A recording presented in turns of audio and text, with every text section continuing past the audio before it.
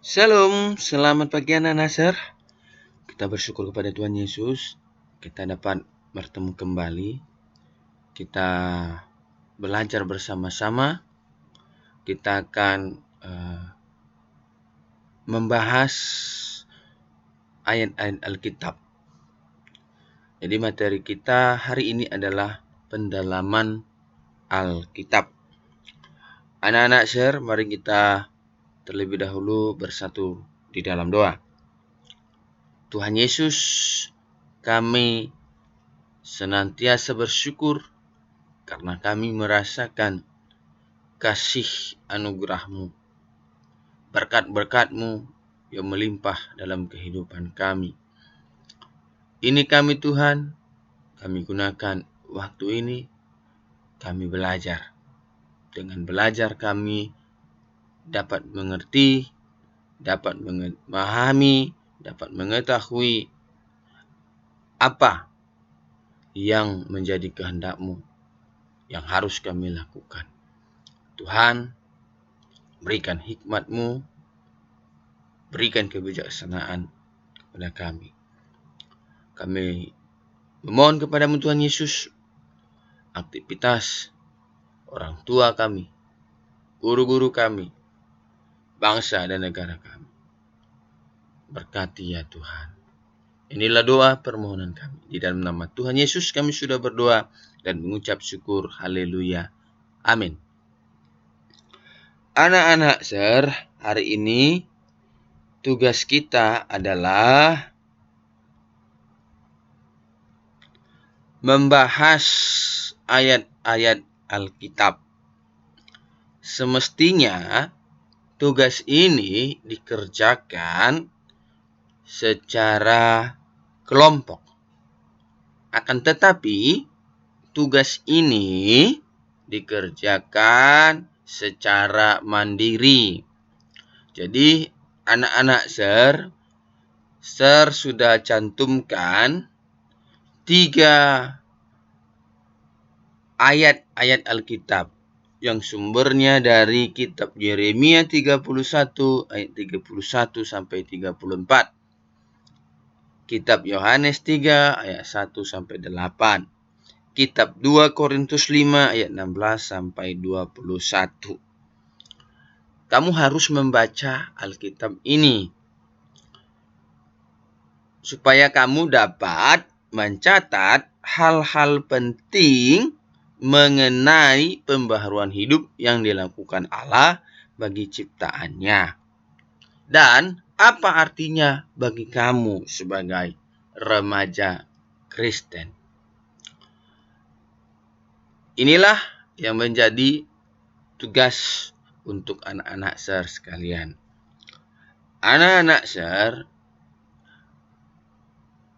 inti dari apa yang kita pelajari pada bab yang ke-12 adalah Allah adalah pembaharu kehidupan melalui Roh Kudus. Tiap orang percaya menikmati pembaharuan hidup baik secara jasmani maupun secara rohani. Di mana dalam pembaharuan itu relasi manusia dengan Allah, sesama dan alam dipulihkan dan dibaharui. Pembaharuan itu memberikan dorongan bagi kita untuk hidup dalam pengharapan kepada Allah. Manusia yang hidup dalam pengharapan akan mampu hidup sebagai manusia baru, di mana semua pikiran, perkataan, serta perbuatannya sesuai dengan perintah Allah. Bagi kita sebagai remaja Kristen, kepercayaan ini amat penting untuk kita jadikan pegangan hidup sehingga kita mampu menghadapi setiap tantangan yang ada. Begitu banyak berbagai tantangan datang dari dalam maupun dari luar diri sendiri. Kehidupan yang dijalani pada saat ini bukanlah kehidupan yang mudah, karena kita menghadapi berbagai tantangan yang ada, membutuhkan pegangan hidup untuk menghadapinya. Ya, saat ini tantangan yang kita hadapi adalah pandemi COVID-19.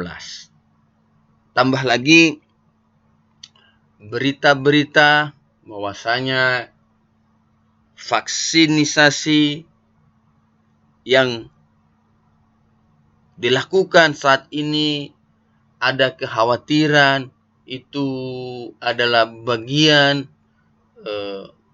praktek yang dilakukan oleh orang-orang anti-Kristus. Nah, anak-anak inilah yang berkembang pada saat ini.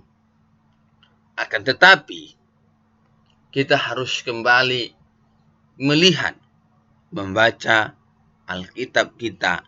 Apa sebenarnya yang dibicarakan oleh Allah tentang akhir zaman.